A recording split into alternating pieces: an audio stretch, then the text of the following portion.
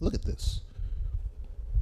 Democrats are just as racist. I know they said that Republicans are racist, but this is not. Let me be clear. This is not a Democrat versus Republican. Now, you may agree with certain things when it comes to the Republicans because they line up with certain values that you believe in, or you may have, certain things with the Democrats that you just believe and it lines up with what you believe. All I'm saying is the Bible is the final authority. In other words, if you find it in the Bible and then either one of those political sides are going against it in terms of policy, if they start making laws that goes against this, that's clearly against this, then you got some decisions you need to make. So here's what happened is, look at this guy. See him in the top right corner? He was probably like maybe 20 years old. This is like 1977.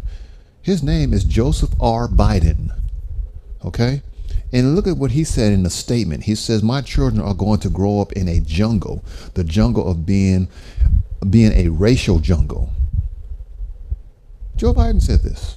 He says that he don't want his children growing up in a racial jungle. He don't want the whites and the blacks coming together because they all gonna gang up on the white people. They all gonna jump him or, make his life miserable or attack his family.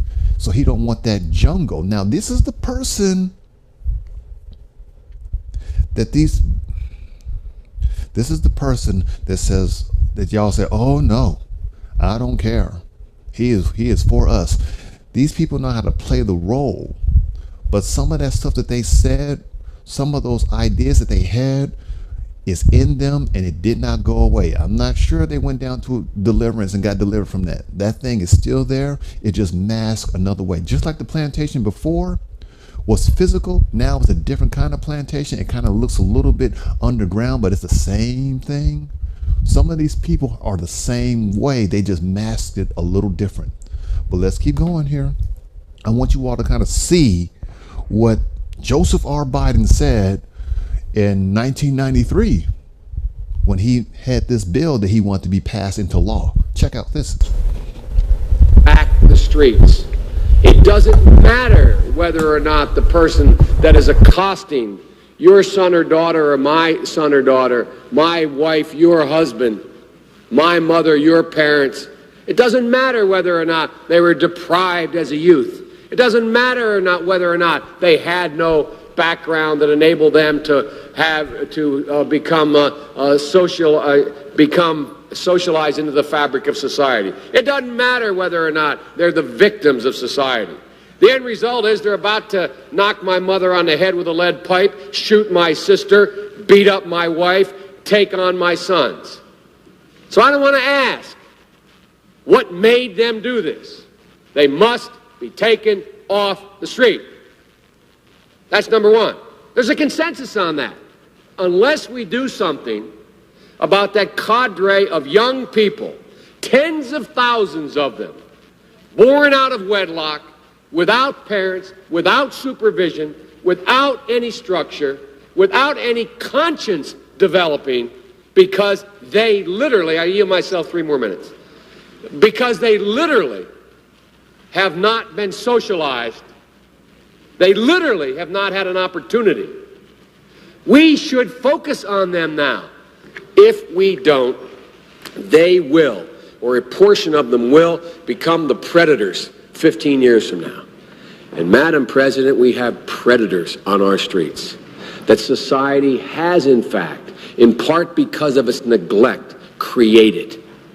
Again, it does not mean because we created them that we somehow forgive them or do not take them out of society to protect my family and yours from them. They are beyond the pale, many of those people. Beyond the pale. And it's a sad commentary on society. We have no choice but to take them out of society. And the truth is, we don't very well know how to rehabilitate them at that point. That's the sad truth. I'm the guy that said, rehabilitation, when it occurs, we don't understand it and notice it. And even when we notice it and we know it occurs, we don't know why.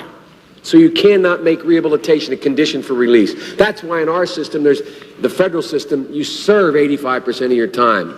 It's a shame, but we don't know how to rehabilitate. But there is a consensus, and I will cease. A, We must make the streets safer. I don't care why someone is a malefactor in society. I don't care why someone is antisocial. I don't care why they become a sociopath. We have an obligation to cordon them off from the rest of society, try to help them, try to change their behavior. That's why we do in this bill. We have drug treatment and we have other treatments to try to deal with it. But they are in jail, away from my mother, your husband, our families. But we would be absolutely stupid as a society if we didn't recognize the condition that nurtured those folks still exist. And we must deal with that. Okay. Same guy representing black people. Now, he didn't specifically say black, but he was talking about inner city youth that came out of a single parent household, roaming the streets, got nothing, kind of like out there beating people, robbing people. No, he didn't say black though, but who do you think he was talking about? And this is the guy that you all say, oh no, he got our back. Listen, some of those spirits have not died. It's still there. So, and I wish I can rewind it to the point, because he said a lot in that. You can go back and see it. But there was a part at the end where he kind of had a smile, said, we got to do this. And he had a kind of a sinister grin. It was the last few seconds of the video. If I can go back and show it, I would. I'm not sure if I can do that because the way my thing is set up. But you talk about how, they say Republicans are racist or Donald Trump or whatever. And this guy is saying these things and nobody says anything about that. The double standard is amazing. Well, check this out. You got some more people here that are on your Democratic side, and look how they talk. Young black kids growing up in the Bronx who don't even know what the word a computer is. Young black kids growing up in the Bronx who don't even know what the word a computer is. They don't know. They don't know the young black kids growing up in the Bronx who don't even know what the word a computer is. They don't know. They don't know these things.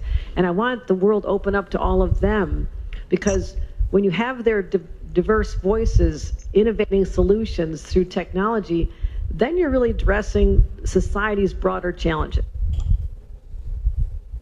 I'm on the computer, but maybe it's because I'm not from the Bronx. But she just insulted all of those people, and they say some of the most.